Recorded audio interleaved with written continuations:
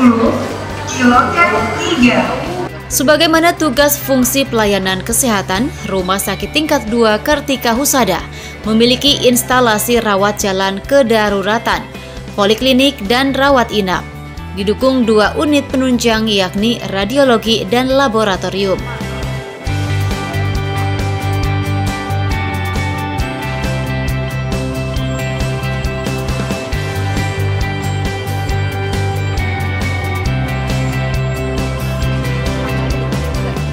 Untuk penanganan pasien, khususnya penyakit dalam, tuntutan pelayanan hemodialisa dinilai cukup penting karena sering ditemukan pasien yang membutuhkan cuci darah.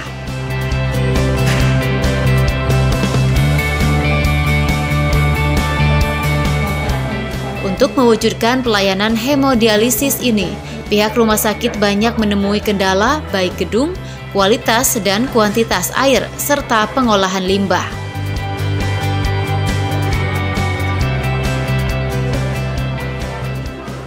Izin saya menerangkan bahwa Rumah Sakit Kartika Husada ini merupakan suatu rumah sakit rujukan untuk wilayah Kodam Tanjung Pura, Kodam 12 Tanjung Pura, dan wilayah kerjanya memiliki rujukan untuk tingkat Kalimantan Tengah dan Kalimantan Barat.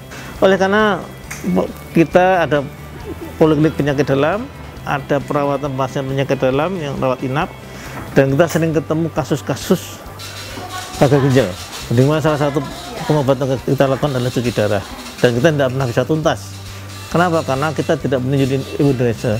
Masyarakat yang sudah terlanjur cinta dengan Kartika Husada ini, kita sarankan untuk cuci darah, mereka maunya cuci darah di sini.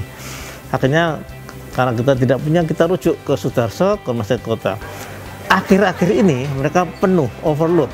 Berdasarkan pemikiran seperti itulah kami berusaha mengembangkan rumah sakit ini supaya kita bisa melayani masyarakat yang sangat-sangat membutuhkan pertolongan mereka ini. Sebenarnya hemodialisa sudah dirintis zamannya Dr. Heru, artinya 3 tahun yang lalu. Tapi banyak kendala dalam menyelesaikan itu. Banyak sekali kendala, artinya dari pihak vendornya tidak bersungguh-sungguh, kemudian dari SDM kita juga tidak siap. Kami coba evaluasi apa yang menjadi kendala, apa yang menjadi hambatan, sehingga ruang HD masih belum bisa digunakan. Ternyata berkat petunjuk juga dari Karumkit, kita diskusi sama Karumkit, sama teman-teman yang lain, ada beberapa permasalahan yang harus kita selesaikan. Karena waktu itu kita belum punya gedung, jadi gimana caranya kita memodifikasi gedung yang memang kurang bermanfaat bisa dimanfaatkan untuk jadi ruang hemodialisa. Jadi ini gedung lama, terus kita pikirkan kita rubah, renovasi menjadi ruangan hemodialisa. Alhamdulillah ada jalan. Untuk peralatannya kita kemudian bekerja sama vendor lain. Ternyata Gayung bersambut, beliau mau berkenan datang dan kemudian berkenan untuk mengganti alat kita, kemudian memperbaiki sistem air untuk AD, water treatmentnya, kemudian untuk pengolahannya.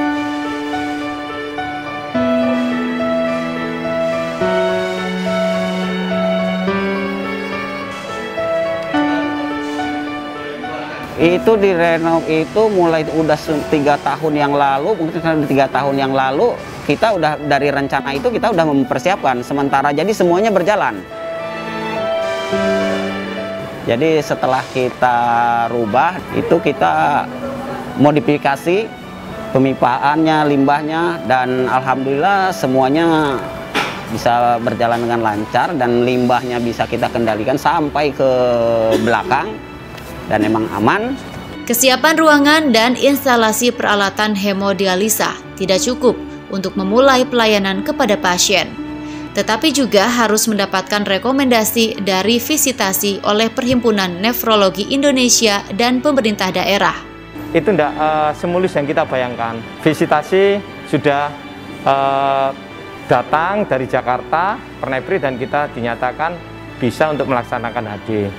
Akan tetapi kita juga harus dikunjungi oleh Dinas Kesehatan, baik itu dari provinsi, dan dari Dinas Kesehatan Daerah Kuburaya, karena wilayah kita adalah wilayah Kabupaten Kuburaya yang notabene memang tidak ada fasilitas HD. Kita syukur kita diberi kesempatan untuk melaksanakan HD. Yang jadi permasalahan memang HD ini kan termasuk untuk pasien-pasien HD kan kronis, dibutuhkan biaya yang mahal.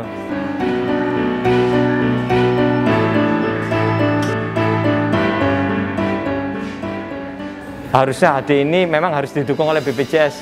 Makanya kemudian kita coba untuk bekerja sama dengan BPJS. Mulai bulan Mei kita ajukan. Akhirnya mulai awal tahun ini baru kita bisa dapatkan izin lengkap dengan vendornya, kita bisa operasi. Masih ada lagi masalah dari BPJS tidak mau kerjasama, oleh karena alasannya yang lain masih ada, tapi ternyata akhirnya BPJS menyerah. Dengan berbagai kendala, berbagai rintangan dan harapan dari BPJS agar kita dapat memenuhi, alhamdulillah meskipun agak lama kita dapat penuhi. Pada bulan November ini butuh waktu kurang lebih 5 bulan, akhirnya kita di ACC. Itu berkat bantuan dari Bapak Panglima Kodam 12 Tanjung Pura, kemudian dari Karumkit. Akhirnya mulai awal bulan ini mereka menerima hemodialisa di Rumah Sakit Kartika Husada untuk bekerjasama dengan BPJS, dan kita sudah PKS sudah yang kerjasama bulan kemarin sudah kita tanda tangani. Semoga HD ini akan bermanfaat untuk semuanya. Kami ucapkan terima kasih dukungan dari Bapak Panglima Kodam 12 Tanjung Pura dan semuanya yang berkepentingan untuk tercapainya fasilitas HD di Rumah Sakit Kartika Husada.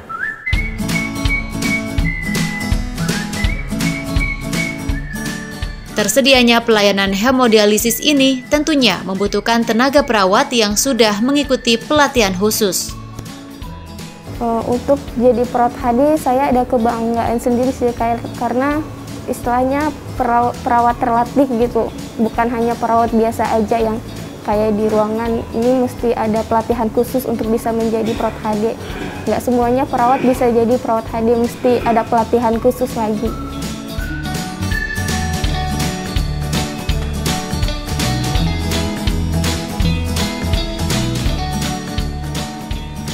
Dengan ada hemodialisis ini, rumah sakit kami sebagai rumah sakit TNI di wilayah Kalbar ini, khususnya di wilayah Kuburaya, ada manfaatnya untuk masyarakat sekitar.